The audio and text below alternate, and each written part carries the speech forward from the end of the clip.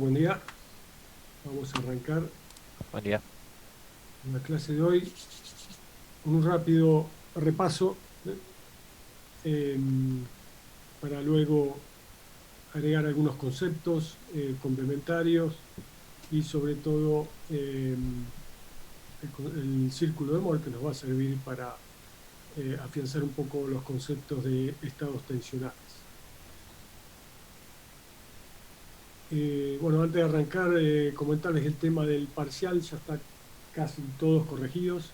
Creo que en cuanto terminemos la teoría, van a poder en el horario de la práctica acceder a los exámenes. Ahí están las devoluciones, las notas y fíjense, arriba de todo están las iniciales del ayudante, del docente que corrigió el examen. Súmense a,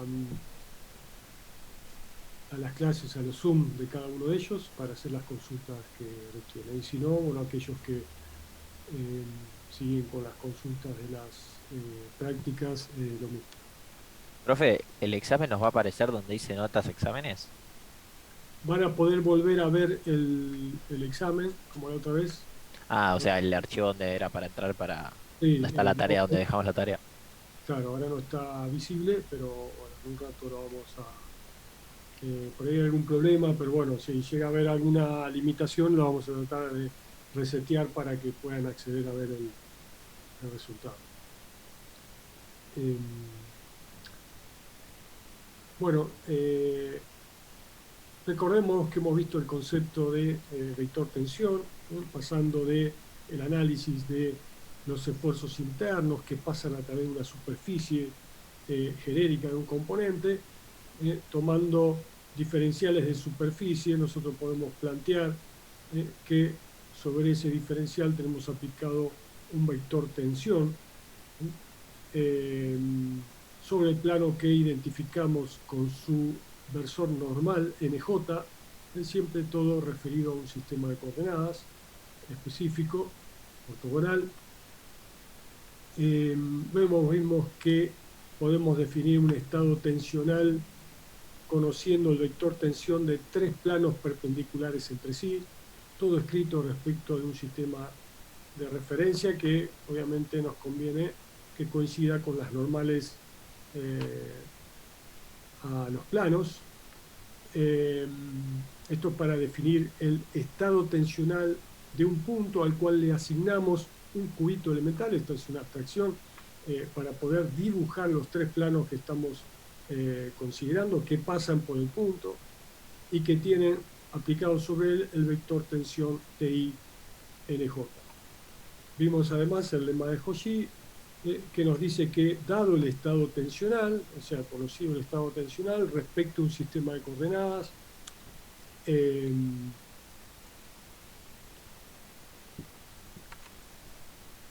dado el estado tensional respecto a un sistema de coordenadas, x1, 2, 3 o x y z,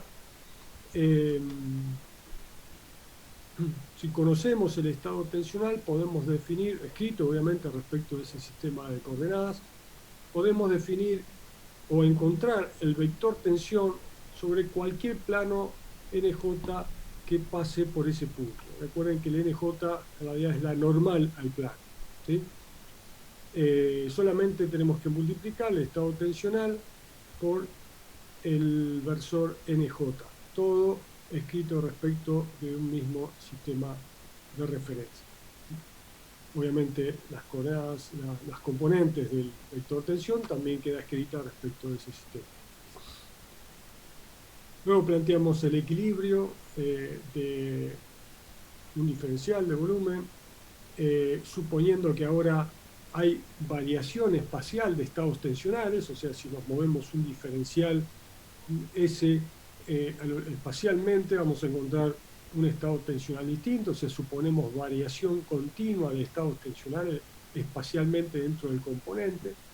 Si planteamos el equilibrio, haciendo sumatoria de fuerzas según cada eje y sumatorias de momentos, en primer lugar, la sumatoria de momentos nos arroja esta ecuación diferencial de equilibrio. eh, que es la ley de Newton, obviamente igualado a cero porque estamos en equilibrio, y la sumatoria de momentos nos arroja el hecho de que los estados tensionales o el tensor de tensiones que define los estados tensionales son simétricos, ¿sí? Y que las componentes de corte tienen sus recíprocas con el mismo valor. Recordemos además que llamamos componentes normales del vector tensión o componente normal de tensión, sigma 1,1, sigma 2,2 o sigma 3,3, que son las componentes de la diagonal principal del tensor, como tensiones normales, mientras que las demás son tangenciales, son tensiones tangenciales o de corte. Vamos a ver que cuando veamos elasticidad lineal, que las normales generan alargamiento, mientras que las de corte generan distorsión del componente. Eso sí, empezamos a considerar las posibles deformaciones.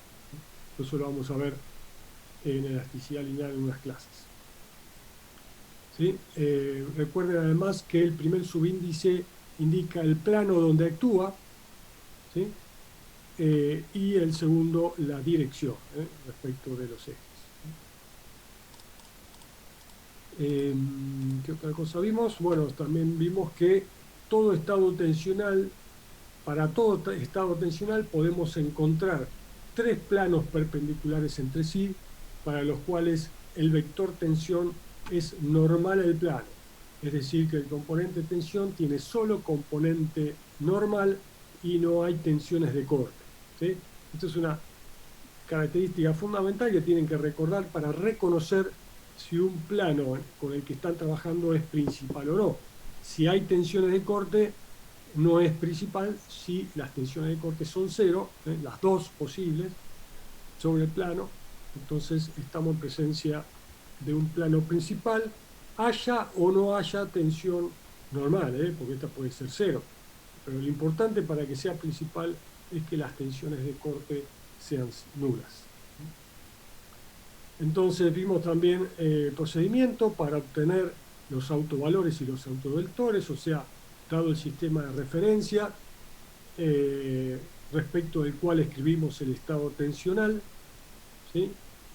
Podemos obtener los tres planos perpendiculares identificados por los tres autovectores, que son los normales a esos planos, sobre el cual actúa cada uno de los autovalores, que obviamente están definidos solamente por un valor, un módulo, ya que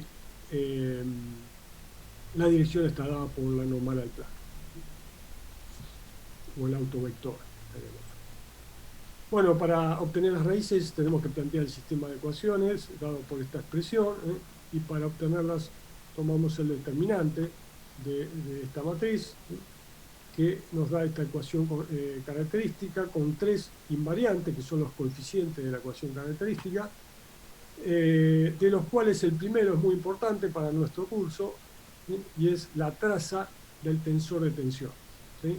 Esto nos dice que independientemente del conjunto de tres planos que tomemos, principal o no principal cualquiera, la traza siempre da un mismo valor I1, y es una característica del estado tensional.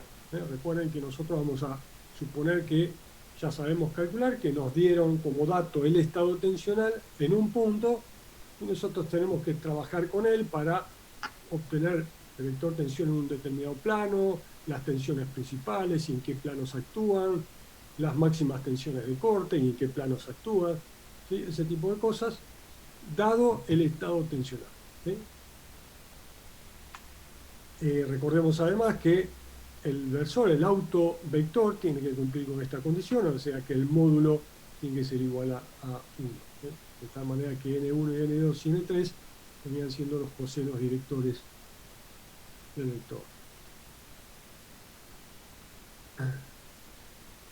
Bueno, no sé si llegamos a ver esto. No, profe, eso no. Creo que no. Bueno, esto es una consecuencia de eh, de de algún conocimiento experimental de cómo se comportan lo que vamos a conocer como comportamiento elástico o elastoplástico de materiales, ¿sí? Y la importancia que tiene este, invariante que tiene que ver con lo que se conoce como la componente hidrostática o esférica del tensor de tensiones. Dado un tensor de tensiones sigma y j, ¿sí? Para un determinado punto, un diferencial de volumen, nosotros podemos descomponer este estado tensional genérico en dos componentes. Una componente esférica o hidrostática, después más adelante van a ver de dónde sale el término, pero acá lo importante es ver cómo se define, y una desviadora, que también van a ver más adelante el por qué se le llama desviadora. La componente esférica o hidrostática se obtiene muy fácilmente armando un tensor con tensiones de corte nulas y tensiones normales iguales a la traza del tensor sobre 3. Es el promedio de las tensiones principales. Recuerden que la traza es un invariante, entonces independientemente de cómo escriban ustedes el tensor de tensiones o respecto de qué tres planos lo escriben, este valor siempre es el mismo dado un estado tensional. Recuerden que esto es un invariante del estado tensional. Entonces es muy fácil definirlo, la componente esférica o hidrostática, y es la traza sobre 3, define un valor P. Esto tiene mucho que ver con la presión hidrostática, ese tipo de cosas, ya vamos a ver y van a entender qué utilidad tiene este tipo de cosas. También la componente hidrostática y la desviadora tiene mucho que ver con los procesos de fractura, la desviadora con el criterio de fluencia que van a ver en estática del sólido, o sea, cuando el criterio define en qué momento un punto, de acuerdo a su estado tensional, comienza a experimentar deformaciones plásticas, o sea, finaliza su régimen elástico de deformación. Eso también lo vamos a ver en pocas clases. Bueno, y la componente desviadora solo se obtiene muy fácilmente restándole al tensor general la componente esférica. Muy sencillo, es solamente restarle P a los valores de tensiones normales. Después vamos a analizar un poquito más adelante, por ahí en la próxima clase, algunas de estas cosas. Cómo identificar o comparar estados esféricos o desviadores y por qué característica de los estados tensionales están dados. Bueno, lo que vamos a ver finalmente hoy y vamos a tratar de utilizar para entender el tema del lema de Cauchy, cómo giramos los planos o cómo buscamos planos, otro tipo de planos para definir el estado tensional, o cómo buscamos los planos principales donde actúan las componentes, solo componentes normales, cómo determinar las máximas tensiones de corte posible en un estado tensional. Bueno, y no vamos a deducir de dónde sale exactamente todo esto, solo quería comentarles que el círculo de Moore es una herramienta geométrica analítica muy utilizada históricamente para aplicarle a Cauchy, para hacer todo lo que estamos haciendo. Hoy en día está en desuso porque obviamente se hace todo numéricamente, o sea, el desarrollo de las computadoras y los software de cálculo numérico y todo lo que se ha desarrollado en las últimas décadas ha hecho que esta herramienta ya deje de ser utilizada en la práctica, ¿sí? Sin embargo, sigue siendo una herramienta muy importante para fijar conceptos, sobre todo en configuraciones relativamente sencillas, ¿no? El círculo de Moore, o el concepto de los círculos de Moore, parten de analizar la descomposición del vector tensión en una componente normal y una tangencial, ¿sí? Y utilizando las ecuaciones, las relaciones existentes entre las tensiones, el vector tensión, las normales a los planos, uno puede identificar este tipo de ecuaciones eh, que, teniendo en cuenta que todos estos valores son positivos, se obtienen igualdades o desigualdades de estas expresiones que tienen que cumplirse para que esto verifique. Estas son las igualdades que se obtienen haciendo ese análisis, y lo único que puedo decirle es que en este caso, haciendo la descomposición en una componente normal, ¿sí?, al plano donde están actuando el vector tensión, y una componente tangencial, y considerando estas desigualdades, ¿sí?, fíjense que estas expresiones representan círculos. Si graficamos estas expresiones en un sistema donde el eje horizontal planteamos las tensiones normales y en el eje vertical las tangenciales, obtenemos con las igualdades estos tres círculos, y las desigualdades, la intersección de estas tres desigualdades, generan esta zona gris que pueden ver acá, que representa toda la zona gris, incluyendo los círculos, representan la familia de puntos que dan lugar, o que representa, valga la redundancia, los vectores tensión de todos los planos que pasan al punto. Es decir, que toda esta zona gris representa todo el estado tensional que tenemos en un punto, ¿sí? Los círculos de Mohs se pueden obtener muy fácilmente si nosotros tenemos las tres tensiones principales, ¿sí? O sea, si escribimos el estado tensional respecto, o conocemos el estado tensional escrito respecto del sistema principal, ejes principales, de tal manera que solo tenemos tensiones normales, podemos graficar estos tres puntos. Voy a poner acá para ir diferenciándolo. Podemos identificar estos tres puntos que representan tres vectores tensiones, los tres vectores tensiones que están aplicados en tres planos principales perpendiculares entre sí. Fíjense que están en el eje de las tensiones normales, el eje horizontal, porque son principales y no tienen tensiones de corte, ¿sí? Mientras que cualquier otro que veamos por acá tiene tensiones de corte y no es principal, ¿sí? Si nosotros definimos un plano cuya normal es NJ, ¿sí?, hay formas de encontrar en este diagrama o en estos círculos, ¿sí?, tres puntos que me definen el vector tensión en tres planos genéricos, cualquiera perpendiculares entre sí, respecto al sistema de coordenados ahora rotado, ¿sí? Perdón, profe, una consulta. ¿Sí? La zona que dijiste que define todos esos puntos, ¿conta la zona gris y también el círculo C1 y C2? Sí, tiene en cuenta toda esta zona gris y todos los círculos. Claro, el círculo, no el interior. No, no el interior, no, la zona blanca no. Ah, perfecto, sí, el borde. Gracias. Toda la parte gris, que cumplen con estas condiciones.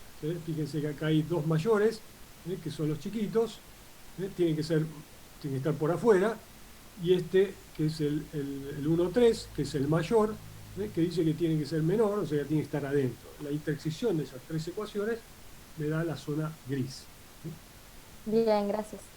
Bien, a ver si hay dos consultas.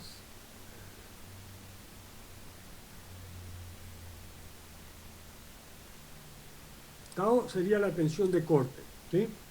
En este caso, el círculo Mohr utiliza tau para definir las tensiones sigma 2,2, sigma 2,1, sigma 3,1, sigma 3,2. A esto le llamamos tau o tensiones tangenciales. Mientras que sigma es la tensión normal. Entonces, obviamente, acá no tiene los subíndices, está planteado en forma genérica para cualquier componente de tensión. Sí, estas son principales, estas son normales y estas son tangenciales. No vamos a trabajar con esto en 3 dimensiones, no se preocupen, vamos a usar sí el círculo de Moore, pero en casos más particulares que nos permiten afianzar, entender cómo es este tema de si giramos respecto de un eje, cómo obtenemos el vector tensión en un plano genérico, ¿sí? Qué es lo que hacemos cuando aplicamos el lema de Cauchy. Lo que vamos a hacer es trabajar con un estado tensional muy común en la práctica, es el estado plano de tensiones. ¿Qué es un estado plano de tensiones? Un estado de tensiones en el cual uno de los planos que puedo definir de referencia tiene tensiones nulas.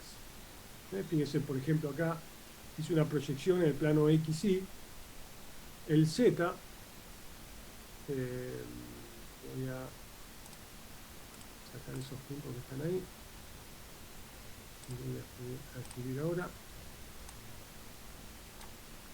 ¿Sí? El Z estaría acá, saliendo, perpendicular al plano, este sería el Z. Y todas las tensiones que hay en ese plano son cero. La normal, la tensión de corte, en este caso podría ser sigma ZX, ¿sí? Para dibujar ZX yo tendría que hacer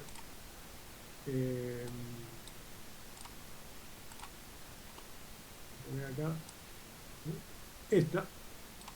esta es cero y por lo tanto la sigma XZ también es cero, estaría un puntito acá saliendo sobre este plano, pero no está, por lo tanto esa no está, o podría tener la sigma en el plano Z en la dirección Y.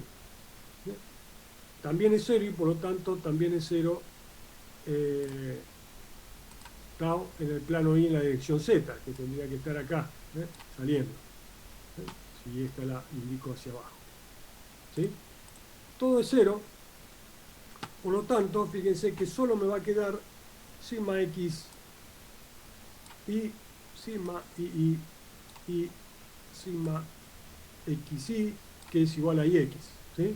Por lo tanto, yo necesito conocer solo 3 componentes de tensión para definir el estado tensional en un estado plano de tensiones. ¿Sí?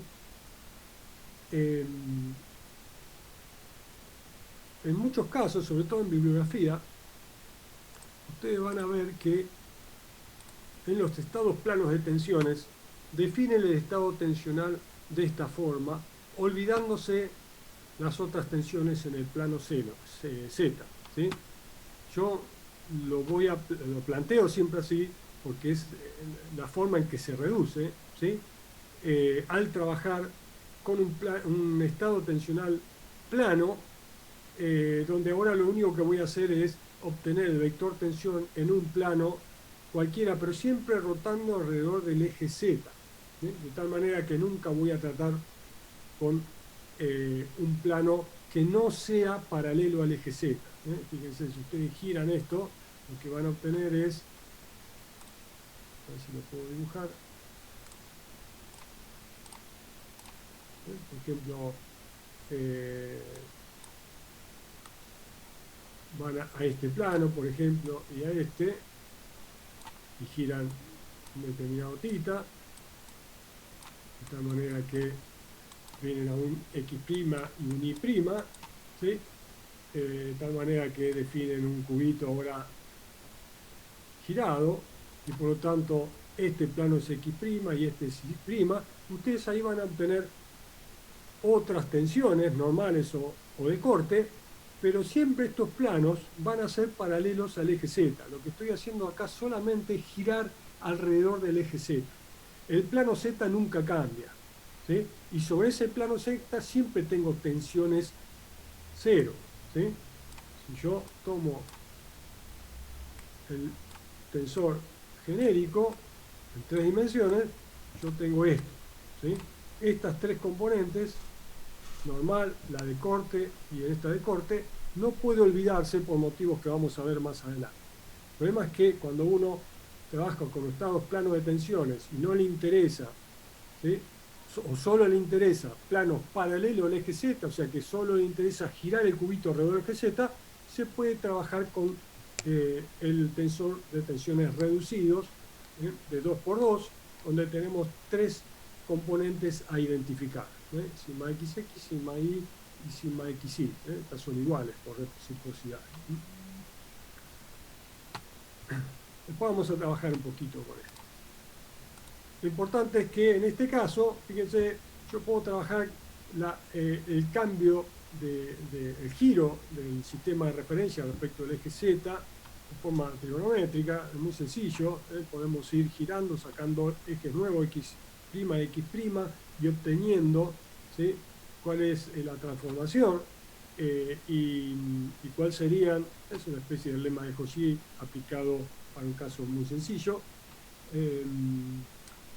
Acá tenemos que hacer una transformación del sistema de referencia y obtenemos las tensiones en los nuevos planos X' y Y'. Obviamente acá interviene claramente el eje θ, que estoy rotando los dos ejes, porque esto rota como si fuese cubito, como un rígido, para definir dos planos nuevos perpendiculares entre sí. Bueno, trabajando con esas expresiones, uno llega a estas expresiones muy sencillas.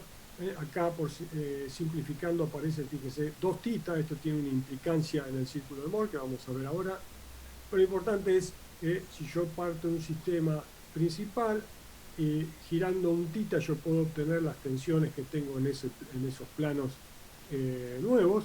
¿Sí? O al revés, o dado un sistema genérico donde tenemos tensiones de corte, puedo girar un θ para obtener las principales. Las principales, acuérdense que son las raíces del sistema, ustedes lo pueden calcular siempre, por lo tanto de acá pueden sacar también el θ, o sea, cuánto tienen que girar para, si ustedes tienen un tensor genérico con dos planos no principales, calculan las tensiones principales, con eso pueden obtener qué θ tienen que girar para llegar a los planos principales. Operando con estas ecuaciones, fíjense que se obtiene esta otra, que vuelve a ser un círculo, ¿sí?, que en el círculo de Moore, fíjense que se pueden definir acá un vector tensión para un determinado θ. Obviamente después le sumo 90 grados y tengo el vector tensión en el plano Y, ¿sí? Y lo que tenemos era, en forma simplificada, para el estado plano de tensiones, es este círculo de Moore que se puede construir con la tensión sigma 1 y la tensión sigma 2, o las tensiones genéricas. Fíjense, yo puedo, vamos a hacer el dibujo de las dos formas, ¿sí? Y yo tengo las tensiones principales, tengo sigma 2 y tengo sigma 1, ¿sí? Sabemos que esta representa el vector tensión en dos planos principales que no tienen tensiones de corte. El tema del 2θ es importante porque esto tiene que ver con que, fíjense que en el cubito, el vector tensión que tengo acá, sigma 1, está a 90 grados del sigma 2.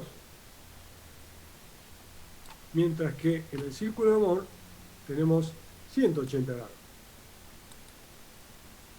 ¿Sí? Y esto tiene que ver con este 2θ. Otra cosa que hay que tener en cuenta es que cuando en el círculo de Moore giro, como vamos a ver ahora, para obtener otros vectores tensiones en forma antihoraria, con el cubito tenemos que girar en forma horaria. Esto tiene que ver con una convención de signos que vamos a ver un poquito después, aunque esto se puede cambiar, ¿sí? Acá lo importante es cómo dibujar el círculo de Moore. Ustedes saben que estos dos puntos, entonces, como acá hay 180 grados, van a estar diametralmente opuestos, ¿sí? Vamos a dibujar.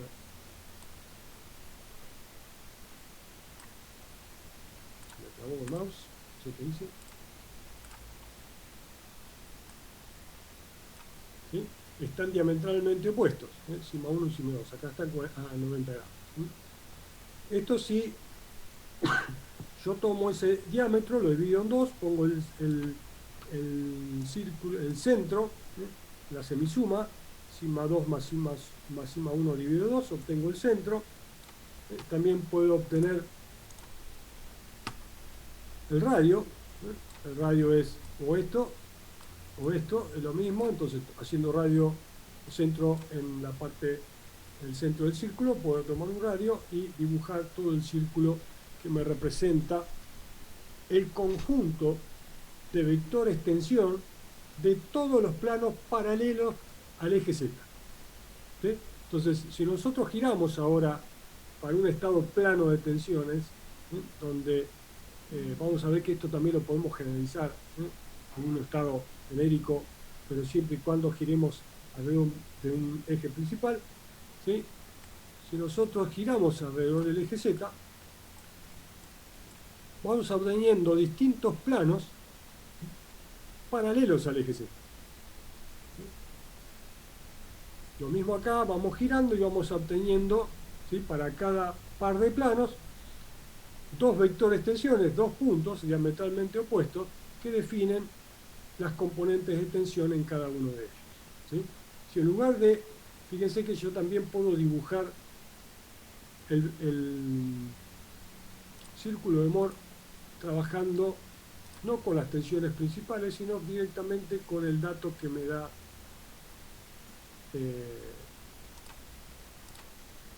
el estado tensional, sigma XX. Fíjense que acá está escrita la forma de sacar las raíces, que son los autovalores en el caso de un estado plano de tensiones. Es mucho más fácil, ¿sí? Pero supónganse que ustedes tienen para dibujar el círculo de Moore sigma XX, sigma IX, sigma XY y sigma II. ¿Cómo lo hago? Bueno, primero defino el vector tensión para el punto, para el plano X. ¿Sí? ¿Qué tengo? Sigma XX, desde el origen, pongo sigma XX, esto sería sigma XX, y me fijo en sigma XY y pongo sigma XY. Vamos a ver cuándo lo considero positivo y cuándo negativo. Recuerden que en el estado tensional, en la matriz, ¿sí? Son iguales, tienen el mismo signo, el mismo módulo, el mismo signo. Con el círculo de Moore vamos a ver que no. Acá tenemos un caso, dijimos que entonces esto era sigma en el plano X en la dirección Y, es una tensión de corte. ¿Sí?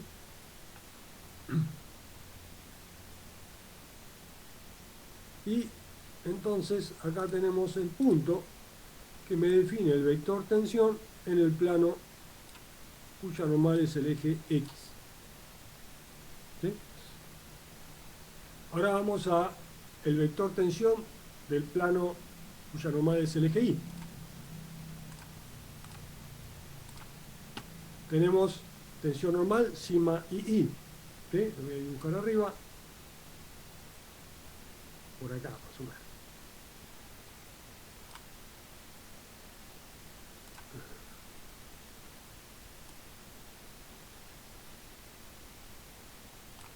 ¿Sí? Esto es, voy a poner con este color, sigma I sub I. ¿Sí? Positivo, normal. Si fuese negativo es hacia el otro lado, ¿sí? Compresión. Porque acá está el origen, está cero. ¿Sí? Y tengo tensión de corte, el mismo módulo, pero si esta es positiva, la otra tiene que ser negativa. Y acá tenemos, que hemos graficado, sigma en el plano Y en la dirección X. Y este es el punto que me define el vector tensión en el plano Y, ¿sí? De referencia. Entonces acá obtenemos los dos puntos, perdón, vamos a ponerle acá, este es el punto que define el vector tensión en el plano cuya normal es el eje Y. Este es el X y este es el Y. Están a 90 grados en un cubito, mientras que acá están a 180 grados. Y esos dos puntos tienen que estar diametralmente opuestos, pasando por el centro del círculo. El centro del círculo es este de